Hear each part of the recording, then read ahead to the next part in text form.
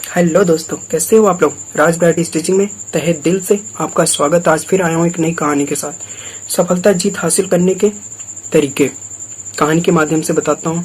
एक पुजारी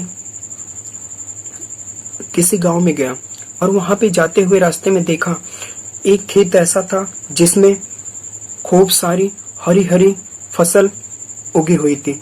उसने बहुत तारीफ करी उस खेत की और फिर वहां पे किसान आया तो उसने बोला, हाँ जी पुजारी जी, आप कुछ कह रहे हो। तो उसने कहा, तुम्हें उस भगवान का शुक्रिया अदा करना चाहिए, तुम्हें इतना अच्छा खेत दिया। तो उस किसान ने बहुत नम्रता से बोला कि हाँ ये बात तो है, उस भगवान ने बहुत अच्छा मुझे खेत दिया है और अच्छी फसल हुई है, मगर वही भगवान एक समय ऐसा खेत दिया था जो यहाँ पे बंजर जमीन थी, इसलिए मैंने अपने कर्मों से, अपनी मेहनत से यहाँ पे आज फसल की है। तो इस कहानी के माध्यम से मैं आपको समझाना चाहता हूँ कि अपना मेहनत करने के लिए आपको चुनाव खुद करना पड़ेगा। आप चुनाव अच्छे नजरिया से करते हैं तो आपका काम हमेशा अच्छा होगा।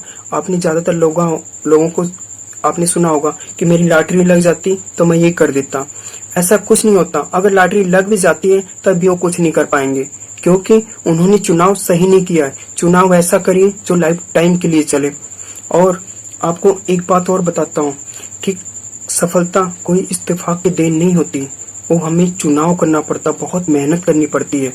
इसलिए अगर आप सफल होने के लिए लगातार मेहनत कर रहे हैं, अच्छे से चुनाव सही किया है, तो आपको कोई भी हरा नहीं सकता। आप तरक्की हमेशा करेंगे। तरक्की करने के और भी तरीके हैं, मगर आप हमेशा वही चुनाव करें जो सही हो। कभी भी आप न लॉटरी के चक्कर में पड़िए, न गलत कामों के चक्कर में पड़िए, ना ये सोचिए अचानक से कहीं से पैसा आ जाए।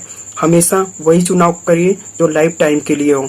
मैं इस कहानी के माध्यम से यही बताया कि अगर सफलता जीत हासिल करनी है तो आपको खुद मेहनत करनी पड़ेगी, और मेहनत आपको इतनी करनी पड़ेगी कि चुनाव आपका अच्छा होगा तो आपको तरक्की से कोई नहीं रोक सकता। अगर आप गलत कामों में अगर आप मेहनत कर रहे हो तो उसका एंड बुरा होगा। बस यही समझाना चाहता हूँ। Thank you so much. God bless you. कहानी मेरी कैसी लगी आप इसे कमेंट बॉक्स में बताइए और हमेशा सकारात्मक रहें। Thank you so much. God bless you.